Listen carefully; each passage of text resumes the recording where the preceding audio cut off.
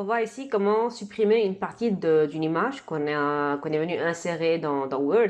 Et par la suite, on va voir comment on peut modifier le cadre d'une image. Donc, si je commence par vous montrer comment on supprime une partie de l'image. Donc, il faudra sélectionner l'image, comme d'habitude, pour dire à Word que voilà, on veut travailler avec l'image qui est sélectionnée.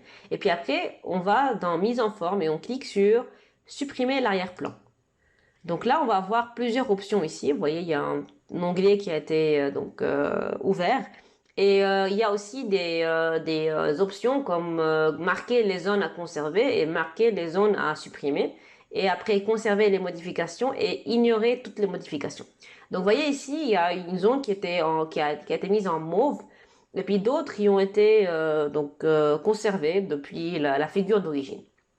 Bref, moi, si j'ai envie de conserver une partie de la figure, mais qui ressemble pas à ça, j'ai envie, par exemple, de conserver uniquement la partie, la moitié là, et avec l'animal ici. Et je veux quand même introduire les frontières que je souhaite garder. Donc, je peux cliquer sur marquer les zones à conserver. Donc, si je viens et puis que je clique ici comme ça, je vais juste faire un petit peu, donc une petite bordure, donc comme ça. Je vais vous montrer un petit peu l'effet que ça donne au cas où je conserve, ou bien je lui dis que voilà, je veux que ça se conserve. Ou bien on peut faire un trait comme ça, tout carrément. Un trait comme ça qui est assez grand. Vous voyez le noir qui apparaît. Et voilà, il y a tout qui est en train de paraître sur ma figure. Il faut juste mettre des traits. Ou bien aussi, je peux venir dessiner, comme je viens de le faire maintenant, la zone que je souhaite garder. Donc là, si je viens et puis je fais comme ça, voilà, voir ce que ça donne. Et il y a une autre partie qui va figurer. Donc je peux venir mettre comme ça, hop, voilà ce que ça donne. Voilà, donc il faudra remettre ici encore quelques ondes. Donc voilà, on peut faire comme ça les choses. Je peux venir supprimer aussi cette partie qui est là. Donc voilà, et cette partie qui est là aussi. Donc c'est lui qui va adapter le tout. Il faudra juste patienter un peu et bien modifier le tout de sorte à ce que ça soit cohérent avec ce qu'on souhaite avoir. Donc si je viens et puis je modifie ici aussi, voir ce que ça donne. Voilà, quelque chose comme ça. Mais bref, il faudra quand même prendre plus de temps pour bien régler les frontières de notre image. Et puis voilà, donc moi je m'intéresse à garder ça par exemple, tout simplement. Donc voilà. Voilà, donc si je regarde à quoi ressemble maintenant ma figure, je peux venir dire que voilà, je veux conserver les modifications. Et voilà le résultat. Bien sûr, il y a quand même des retouches à faire, mais bref, c'est juste l'idée que je vous montre ici. Je vous laisse aller faire cet exercice par vous-même. L'important, c'est de savoir comment faire.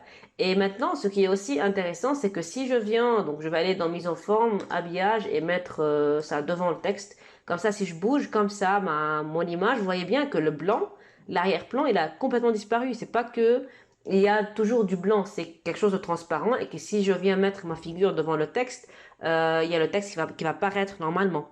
Donc c'est ce qui est assez intéressant. Normalement, plus vous avez une figure qui est assez claire en termes de premier, deuxième, troisième plan, plus le fait de venir supprimer l'arrière-plan et de préciser les zones que vous souhaitez garder ou non va être plus simple et plus clair. Voilà.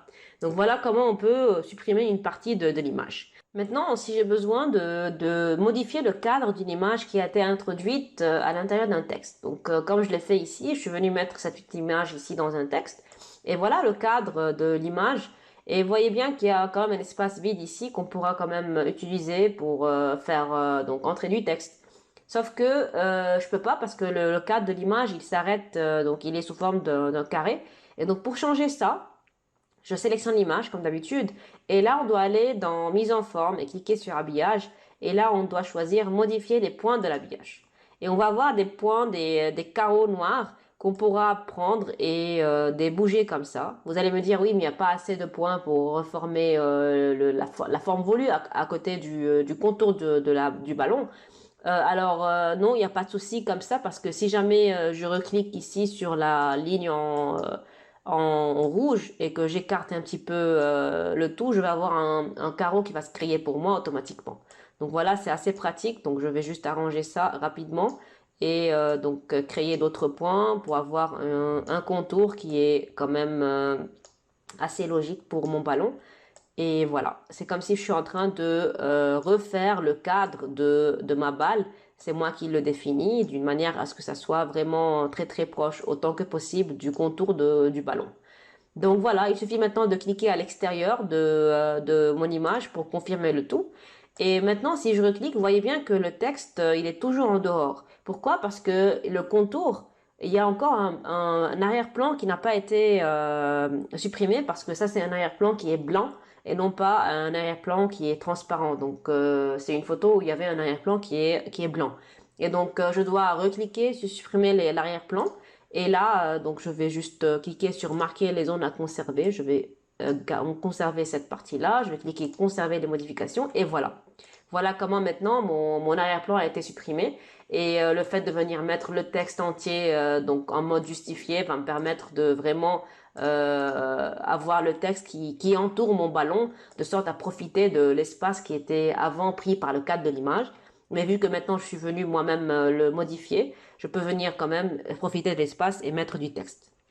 Maintenant, si j'ai envie d'enlever ou bien de supprimer un des points de mon pourtour, je vais aller encore une fois dans habillage et puis cliquer sur modifier les points. Si j'ai envie d'enlever un des points, il faudra juste cliquer sur la touche contrôle de votre écran. Vous allez avoir un petit X qui va apparaître et puis vous n'avez qu'à cliquer sur le carreau pour le supprimer. Et si j'ai envie de recréer un autre, voilà, je reclique euh, sur le trait en rouge et automatiquement je vais avoir un carreau qui va se créer pour moi si jamais j'ai envie de modifier le pourtour de mon image. Donc voilà comment on peut supprimer une partie de l'image comme je l'ai montré ici, l'arrière-plan. Il faudra évidemment prendre soin de bien choisir ce qu'on a envie de garder ou non. Et puis on a une image qui est plus claire en termes de plan et arrière-plan, plus le processus va être facile et rapide.